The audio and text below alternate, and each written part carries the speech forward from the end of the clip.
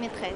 Alors pour les universités, la grande nouveauté, c'est le nombre important de nouveaux bacheliers qu'on accueille cette année dans toutes les universités au Maroc. Bon, ben, je pense que pour l'instant, les choses, on est sous la pression du nombre, mais ça va, la rentrée se déroulera dans des conditions à peu près normales pour l'ensemble de ces étudiants. Les grandes nouveautés, c'est que dans toutes les universités au Maroc, il y a de nouvelles infrastructures qui se mettent en place et les nouveaux bâtiments s'ouvrent un peu partout, donc les étudiants auront de meilleures conditions d'accueil. Et puis la grande nouveauté à Casablanca, c'est qu'il y aura le tramway pour faciliter le transport des étudiants.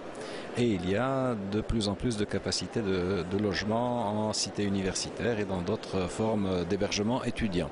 Donc j'espère que les étudiants auront des meilleures conditions d'accueil et d'activité. Et puis il y a une offre de formation qui est toujours en train de se développer, de croître avec des masters extrêmement intéressants, des licences extrêmement intéressantes, des licences professionnelles, des masters spécialisés et toute la diversité de l'offre de l'université.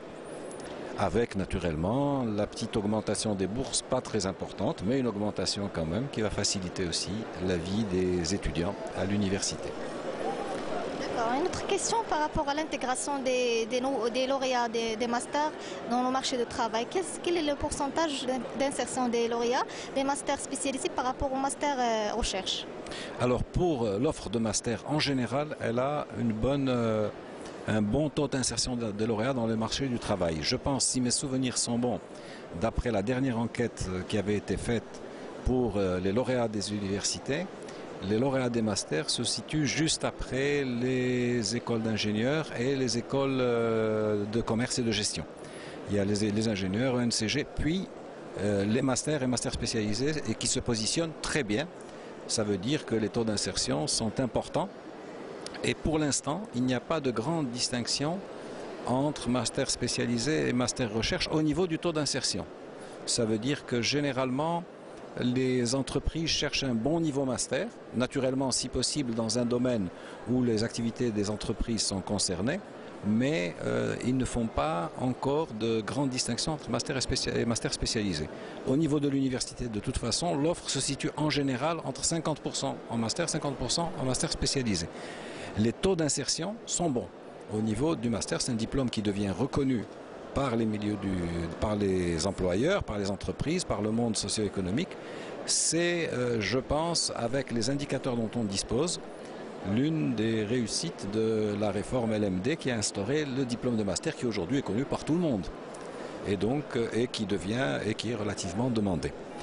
Il y a certains masters naturellement parce qu'il y a une concurrence dans cette offre. Il y a des masters qui sont beaucoup plus demandés que d'autres et donc il y a des masters qui sont... Alors, pour vous donner une idée, un master en informatique, qu'il soit recherche ou spécialisé, est demandé. Des masters en logistique, ils sont souvent spécialisés, mais qu'ils soient aussi recherche, sont demandés. D'autres masters le sont un peu moins, mais c'est un très bon diplôme. Concernant les diplômes universitaires, on assiste dernièrement à la multiplication des DU au détriment des masters nationaux ou des diplômes nationaux. Que diriez-vous de la place de ces DU par rapport aux autres diplômes? Les universités, dans la loi distingue deux diplômes. Les diplômes nationaux qui, eux, sont accrédités par le ministère de l'Enseignement supérieur et qui sont les diplômes reconnus entièrement par l'État. Et les universités peuvent délivrer, dans le cadre de la formation continue, des diplômes qu'on appelle diplômes d'université. Ces diplômes ont un niveau qui peut être Bac plus 3, Bac plus 5. Ils ne sont pas reconnus automatiquement équivalents aux diplômes nationaux. Ils sont gérés par l'article 8 de la loi 0100. Au niveau de notre université, on informe tous les étudiants de la distinction entre ces deux types de diplômes pour qu'ils sachent où c'est qu'ils sont en train de s'inscrire et qu'ils sachent aussi que le diplôme national est automatiquement reconnu par l'État puisque c'est lui qui délivre le diplôme à travers l'université. Par contre, le diplôme d'université est uniquement accrédité par l'université. Les étudiants doivent faire cette distinction avant de s'inscrire, notamment pour les étudiants en formation continue qui s'inscrivent uniquement au diplôme d'université. Et donc, ils doivent faire cette distinction pour savoir quel diplôme ils vont obtenir à la fin. S'ils ont des ambiguïtés, ils trouveront toutes les informations auprès des différentes facultés et établissements de l'université, l'information nécessaire ou auprès de l'université à travers son site web où, je le rappelle, www.uh2c.ac.ma. Trouveront les explications peut-être complémentaires dont ils ont besoin pour leur inscription à l'université. Merci beaucoup, Monsieur le Président. C'est moi qui vous remercie. Merci beaucoup. Merci beaucoup.